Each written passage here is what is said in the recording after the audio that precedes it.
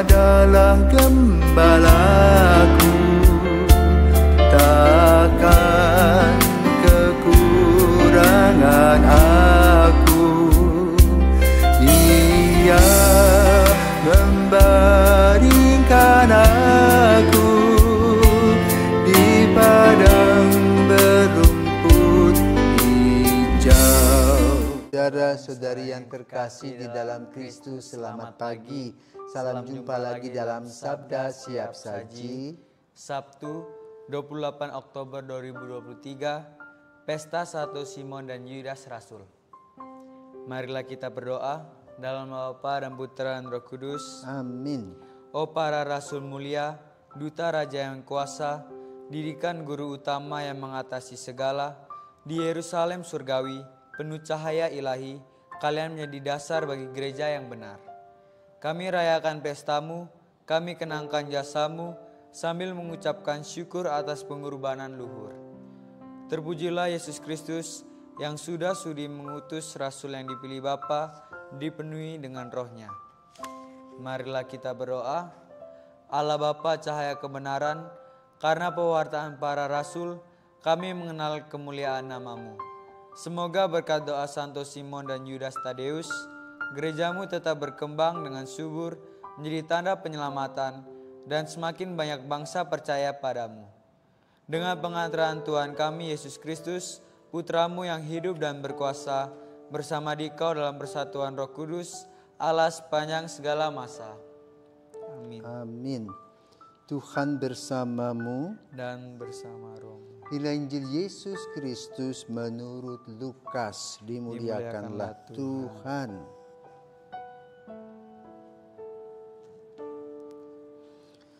Lukas bab 6 ayat 12 sampai dengan 19.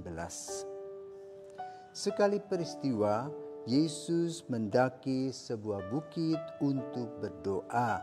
Semalam-malaman ia berdoa kepada Allah. Keesokan harinya ketika hari siang, ia memanggil murid-muridnya. Lalu memilih dari antara mereka 12 orang yang disebutnya rasul.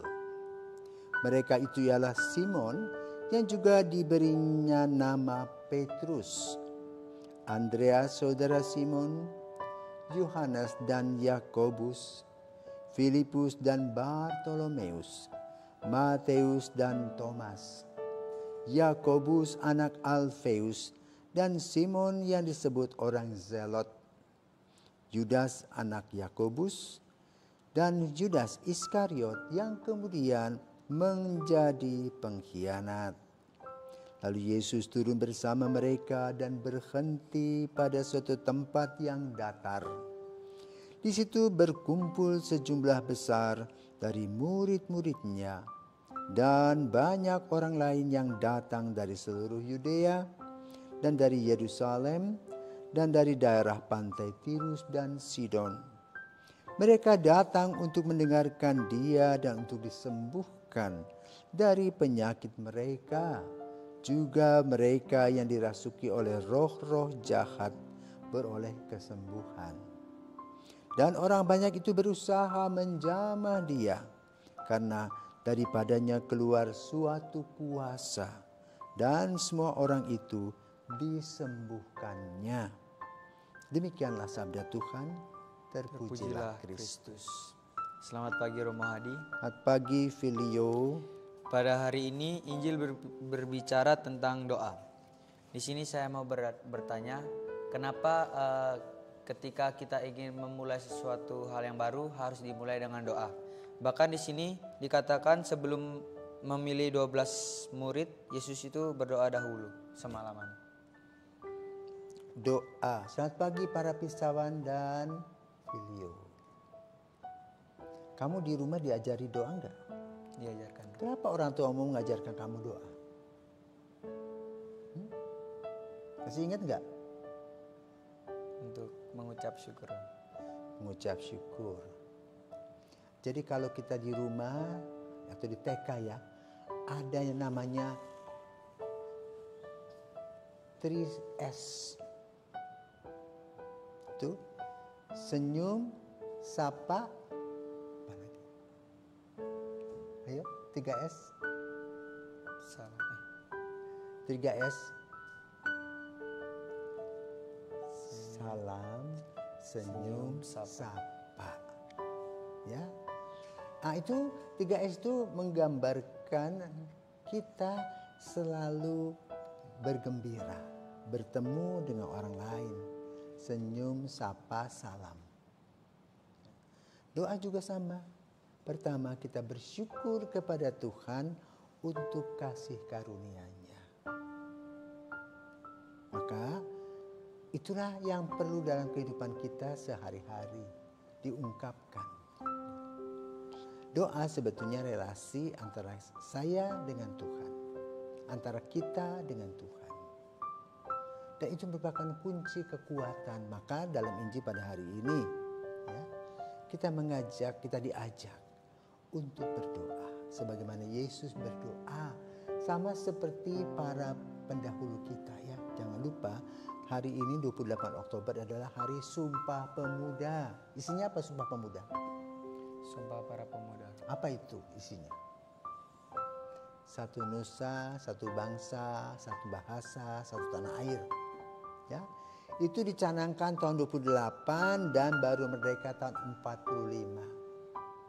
Jadi selama itu pemuda-pemuda ini terus dari mulut ke mulut, dari hati ke hati terus. Nah, kembali kepada Injil pada hari ini. Yesus ingin mengajarkan kepada kita yang jelas, ya, inti dari kehidupan kita, yaitu doa, syukur, puji kepada Tuhan dan memohon kepada Tuhan. Itulah inti doa. Lalu apa sih yang didoakan Yesus ketika dia bersama dengan para muridnya? Minta supaya mendapatkan rasul atau murid-muridnya yang setia, taat, punya integritas. Maka lalu dikatakan dalam Injil pada hari ini bersama dengan murid-muridnya. Lalu dipilih 12 orang. Mungkin masih ingat ya, 12 orang itu siapa aja tuh? Simon, Petrus, Andreas, Yakobus, Yohanes, Filipus, Thomas, Bartolomeus, Yudas. Ya, 12 orang dan mayoritas adalah para nelayan. Ya. Mereka adalah orang-orang sekitar Galilea danau itu. Nah, hari ini juga kita memperingati Santo Simon Selot dan Judas Tadeus. Dalam ke-12 para rasul tadi, saudaraku terkasih, ada 2 Simon. Simon Petrus, Simon Zelot. Judas juga 2. Judas Tadeus dan Judas Iskariot. Mengapa Simon disebut orang Zelot? Dia berasal dari Kana. Ya, itu orang yang terbuka. Simon Petrus adalah kepala nelayan. Apa tugas mereka? Diberi contoh oleh Tuhan Yesus tadi, berdoa. Setelah berdoa, Yesus mendapatkan karunia memilih. Maka lalu juga gambaran doa itu sampai sekarang menjadi ciri khas gereja Katolik, misalnya dalam pemilihan paus. Ya. Bila seorang paus mangkat, maka diadakanlah pemilihan paus baru. Bukan dengan kampanye seperti kalau kita mengadakan pemilihan presiden. Tidak. Berdoa, dan berdoa. Maka lalu muncul nama-nama itu. Demikian pula untuk pemilihan uskup. Umat berdoa supaya mendapatkan uskup yang bijaksana. Berdoa dan berdoa ada hasil. Maka dengan kata lain, doa adalah inti dan kekuatan dari kehidupan iman kita. Maka itulah yang perlu dan terus-menerus digali dan dilaksanakan dalam kehidupan nyata sehari-hari tanpa bosan. Kadang-kadang kita merasa doa kita tidak didengarkan Tuhan. Sebetulnya itu merupakan sukses yang tertunda dan pada waktunya Tuhan akan mengabulkannya. Ya. Dalam memperingati dua orang kudus, Simon Zelot dan Yudas Tadeus. Ya. Mengapa peringatannya disamakan? Karena ya, sejak Yesus meninggal dunia, diangkat ke surga, para rasul mendapatkan karunia glosalia dari Pentakosta, maka mereka kemudian berangkat pergi. Ya, konon Simon Zelot itu pergi ke Mesir, mungkin juga ke daerah Libanon, bahkan ke Irak. Bersama kemudian bertemu dengan Yudas Tadeus. Itu mewartakan Injil, tetapi ujung-ujungnya mereka menjadi martir. Ya. Nah, Simon juga adalah putra dari prajurit dari Roma itu yang juga kemudian bapaknya juga menjadi martir karena sejak Yesus wafat, ya, dia beriman menjadi Kristen, mengikut Kristus Kristen. Apakah itu berkaitan dengan Longinus? Tidak tahu. Tetapi bahwa ada dari serdadu itu yang menjadi Kristen. Simon Zelot mempunyai ciri khas. Apa ciri khasnya? Dia pandai berbahasa, bahasa Arabik. Ya, sehingga untuk pergi kemana-mana dia lebih gampang. Ya. Kemudian Yudas Tadeus juga orangnya berdoa. Maka sampai hari ini kita juga bisa mendoakan doa-doa melalui Santo Yudas Tadeus, dalam bahasa Inggris Sinjud. Untuk apa? Dikatakan untuk permohonan-permohonan yang berat. Ya. Sinjud bisa memintanya kepada Yesus dan dikabulkan.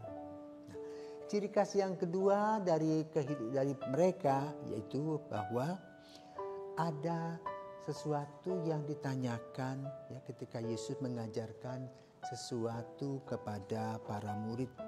Ya. Itu tentang kasih. Bagaimana kasih itu terurai di dalam perjamuan malam, di mana Yesus merayakan atau melayani para murid dengan mencuci kaki, kemudian memberikan dirinya sendiri sebagai tebusan. Dan itu kemudian direfleksikan dalam gereja perdana. Maka kemudian Yudas Tadeus atau Santo Yudas Tadeus itu dikenal sebagai pendiri gereja di Armenia.